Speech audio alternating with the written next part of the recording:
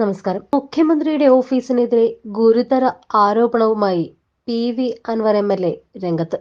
മുഖ്യമന്ത്രിയുടെ political secretary P Sasi, ADGP MR Ajith Kumar എന്നിവരടങ്ങുന്ന കള്ളക്കടത്ത് ഗുണ്ട ക്രിമിനൽ ലോബി പ്രവർത്തിക്കുന്നതായും മുഖ്യമന്ത്രി അറിയാതെ ഭരണം ഇവർ കൈയാളിയിരിക്കുകയാണ് എന്നും അൻവറിന്റെ ആരോപണങ്ങളുടെ അകംപൊരുൾ പറയുന്നു.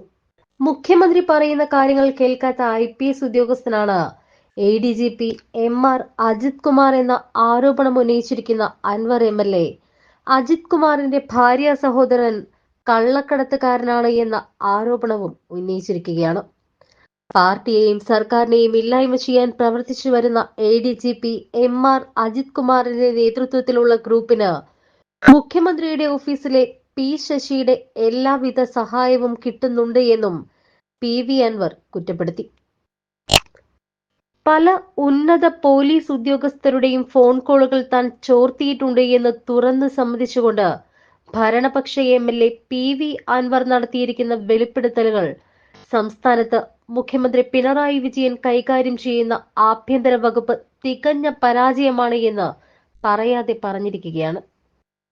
ADGP MR അജിത് കുമാറിനെതിരെ ഗുരുതരമായ ആരോപണം ഉന്നയിച്ചും മുഖ്യമന്ത്രിയുടെ ഇടപെടലുകളെ കുറിച്ച് പറഞ്ഞും പത്തനംതിട്ട SP സുജിത് ദാസ് നടത്തിയ ഫോൺ കോൾ റെക്കോർഡ് ചെയ്തത് പുറത്തുവിട്ട പിറകെയാണ് PV അൻവർ മാധ്യമങ്ങളെ കണ്ടത്. ഇത് വ്യക്തമായ അജണ്ടയോടെയാണ് എന്ന് വേണം കരുതാൻ. ഇനിയും ഒരുപാട് ഫോൺ കോളുകൾ ടെലികാസ്റ്റ് ചെയ്യാനുണ്ട് എന്നും പലതും പുറത്തു വിട്ടിട്ടില്ല എന്നും ഗതികേട് കൊണ്ടാണ് ശബ്ദരേഖ പുറത്തുവിട്ടത് എന്നും അൻവർ പറഞ്ഞിട്ടുണ്ട്.